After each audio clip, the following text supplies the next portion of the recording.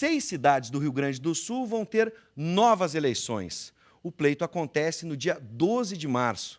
Para entender por que essa medida é necessária, está conosco o desembargador Carlos Cini Marchionati, que é vice-presidente do Tribunal Regional Eleitoral do Rio Grande do Sul. Boa tarde, seja bem-vindo, desembargador. Muito obrigado.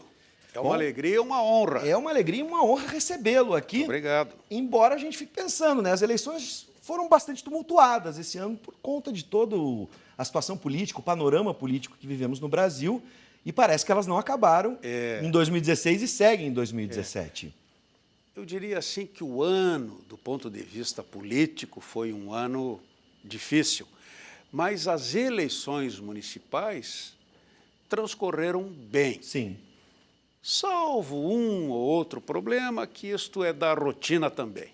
Bom, para a gente poder explicar para quem está nos assistindo agora, lembrando que você pode participar das entrevistas aqui no Conexão RS pelo nosso WhatsApp, 99588-2374, anote aí, 99588-2374, para a gente explicar didaticamente, né? Sim. De forma geral, o que levou essas cidades? Cada uma tem uma característica diferente para que esse processo fosse reiniciado? São 6 municípios.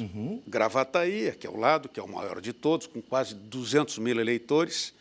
Butiá, São Vendelino, Arvorezinha, Salto do Jacuí e São Vicente do Sul. O que aconteceu ali?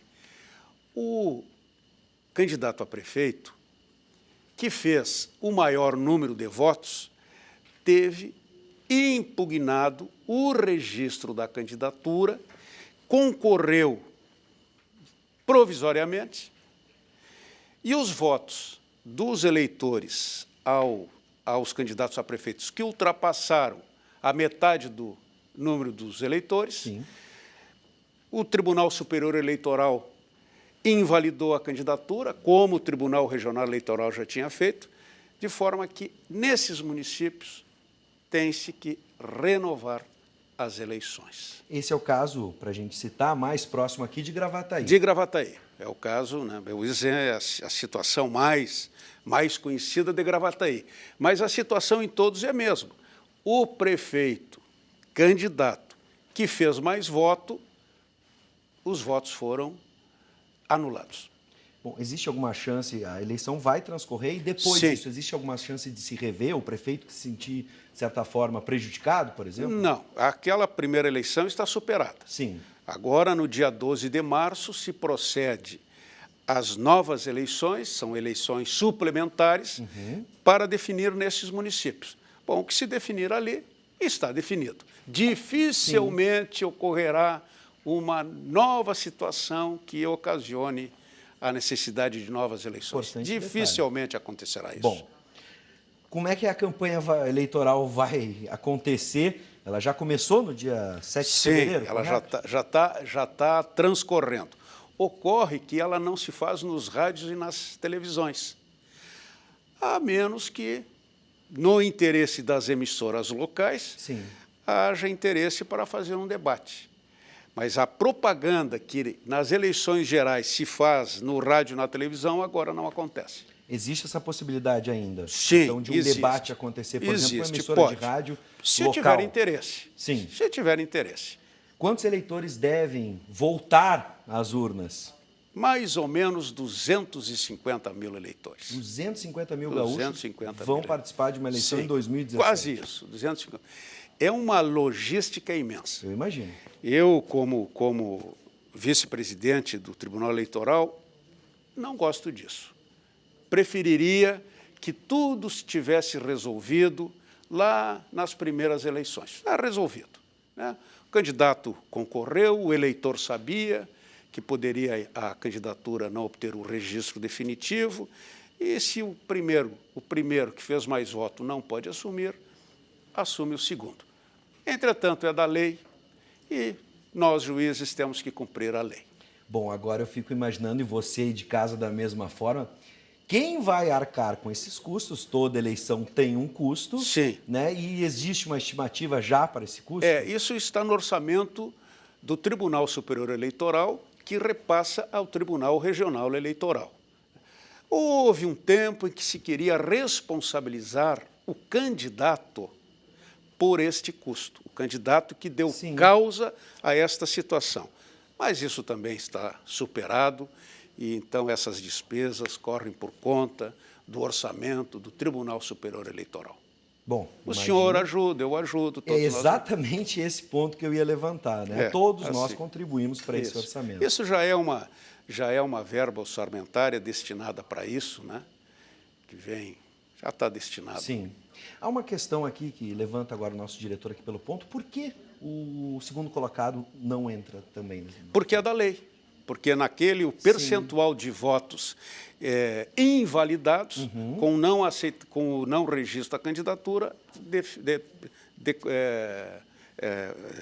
por força de lei, se tem que proceder à segunda votação. Bom, qual a orientação, especialmente, claro, para você que está nos assistindo aí, por exemplo, de Gravataí, né, qual a orientação para esses moradores dessas cidades, não só de Gravataí, eles devem comparecer, ou até mesmo, no caso, a gente se planeja, obviamente, sabe o período eleitoral. Como é atípica essa situação, no caso de a pessoa estar viajando, ou, enfim, ainda estiver no período de férias, pode justificar?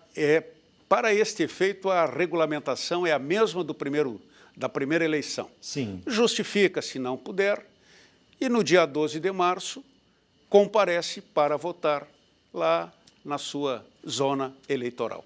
Como se procede em todas as demais eleições, que o eleitor já está acostumado a fazer. E aqueles que participam do processo nas sessões também são os mesmos? Também os mesários são os mesmos, estão sendo avisados, e tudo estará pronto no dia 12 de março para proceder a esta eleição suplementar. Bom, essa característica da nossa legislação pode ser repensada, algum processo, de alguma forma, para que isso não aconteça, porque, afinal de contas, não é o planejado, né? Teria que mudar a lei. Pois é. Teria que mudar a lei. O senhor acha, na sua concepção, talvez a gente poderia... Eu preferi, pessoalmente, por tudo que significa a realização de uma eleição, o que se exige dos setores administrativos, a logística imensa necessária para colocar as urnas em funcionamento, não é? Propiciar os locais de votação, os riscos de um procedimento eleitoral, tudo isso é muito complexo. Eu, pessoalmente, preferiria que tudo se definisse na primeira eleição. Sem dúvida. Mas a lei não é assim, temos que cumprir a lei. Sem dúvida. Agora, o senhor disse que a estrutura é a mesma. Há possibilidade de, por exemplo, se juntar sessões e rearranjar de alguma forma? Não. Os mesmos locais de votação. Né? Se houver, hipoteticamente, né, se um determinado local de votação, uma escola, né, não pode se realizar ali, os eleitores vão ficar sabendo. Né? Nas localidades, nos cartórios, mas tudo tende a probabilidade quase absoluta que se repita tudo, os mesmos locais de votação, a mesma quantidade de urnas, por exemplo. Mesma quantidade de urnas.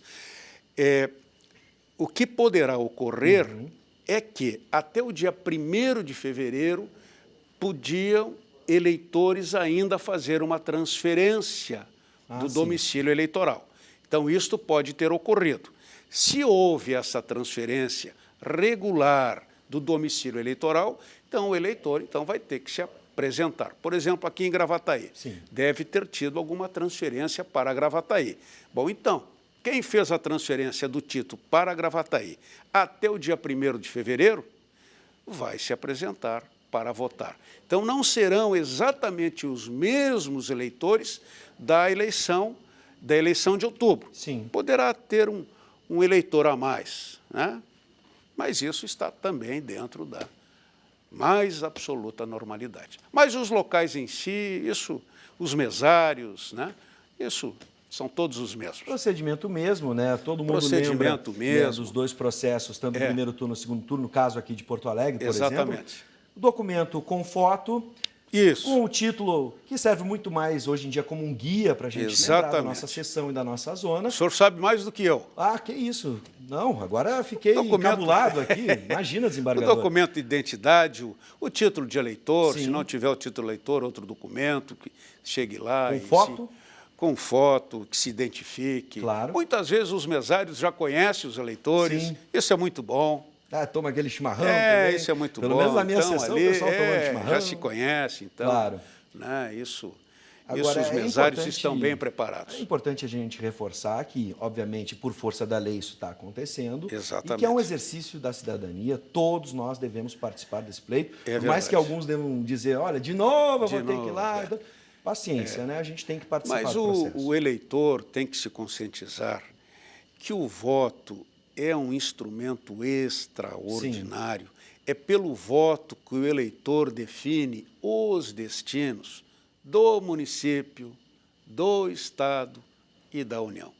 Pode parecer que um votinho não muda. Não, muda sim, muda muito, muda muito. A conscientização de cada um, a escolha do melhor candidato, aquele que o eleitor entende que vai fazer o melhor pelo município. O eleitor consciente, claro, vai lá, vota e colabora com o progresso do seu município. De maneira coloquial, eu vou dizer, se você acha que é um esforço, mais uma vez, que deve ser repetido, eu fico imaginando vocês do tribunal que vão ter que participar desse processo mais uma vez. Há um esquema especial montado? Ah, sim, claro, porque isso mas no tribunal e nos cartórios, sim, nas zonas eleitorais, se faz isso com muita dedicação. Nós não consideramos assim um trabalho a mais, não. É uma dedicação nossa, claro, de servir a comunidade, de servir o eleitor.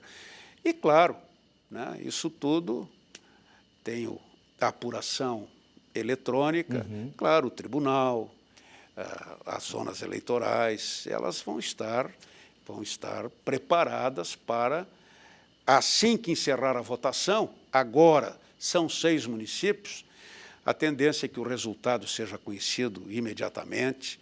É diferente numa eleição estadual, numa eleição federal, que aí os números são bem maiores, aí leva um pouco mais de tempo. Mas, né, o sistema do Tribunal Eleitoral, junto com os cartórios e as zonas eleitorais, vai propiciar que logo se saiba o resultado da eleição que o munícipe quer saber. Sem dúvida. Desembargador, uma honra recebê-lo. É minha, alegria. Parabéns pelo trabalho, nesse esforço e obrigado, nessa dedicação que foi salientada pelo senhor e de todos do tribunal. Eu deixo esse espaço final, se o senhor quiser se dirigir diretamente à nossa população, convocando para esse exercício de cidadania. Dar um abraço afetuoso a todos e desejar que cumpra o dever cívico de comparecer à sua zona eleitoral para votar e cumprimentar à universidade e ao senhor pelo belíssimo trabalho de comunicação social e à universidade em si no aperfeiçoamento do conhecimento dedicado à sociedade. Fico muito honrado. Parabéns, e transmito também esse abraço a todos que participam da produção deste programa e os colegas da universidade. Muito obrigado. Obrigado, desembargador. Seja sempre bem-vindo. Muito obrigado. E boa sorte no trabalho. Isso.